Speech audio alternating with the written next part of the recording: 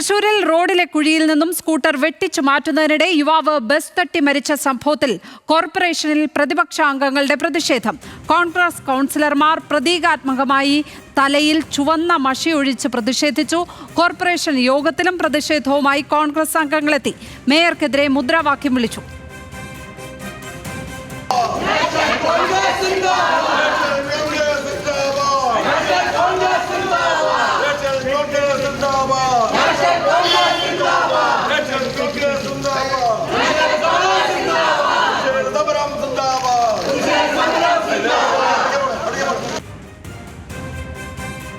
വിവരങ്ങളുമായി Levin K Vijayan ചേർന്നു. Levin, ഈ വിഷയത്തിൽ വലിയ തോതിലുള്ള പ്രതിഷേധം പൊതുനിരത്തിൽ സംഘടിപ്പിച്ചതാണ് നേരത്തെ കോൺഗ്രസ് പ്രവർത്തകരും BJP അംഗങ്ങളും. അവിടെ ഇപ്പോൾ വ്യത്യസ്തമായ ഒരു പ്രതിഷേധ മാർഗത്തിലേക്ക് തന്നെ അവർ കടന്നിരിക്കുന്നു. എന്തൊക്കെയാണ് അവിടെ നിന്ന് നൽകാനുള്ള വിവരങ്ങൾ?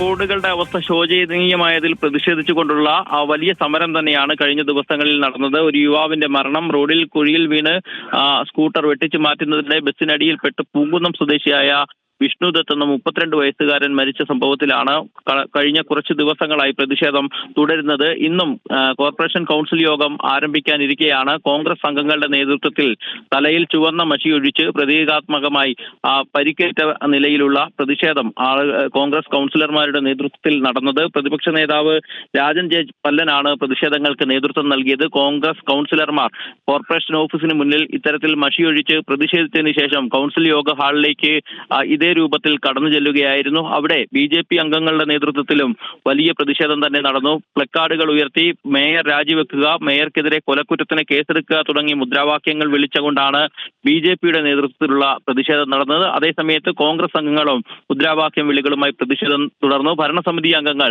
ഈ രണ്ട് എതിർവിഭാഗത്തിനെതിരെയും പ്രതിഷേധം അവരുടെ ഭാഗത്തു നിന്നും ഉണ്ടായി.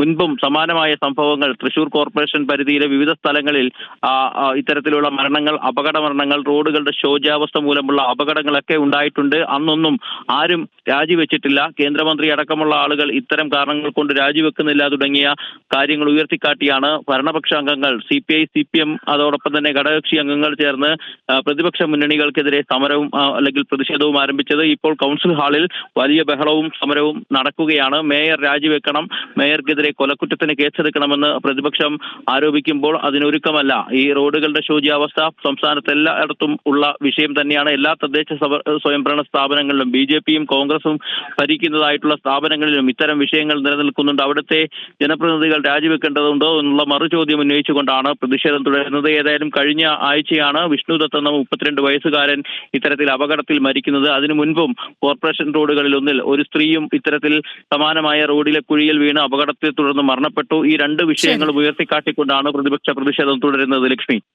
ലെവിൻ കെ വിജയൻ, തൃശൂരിൽ നിന്ന്.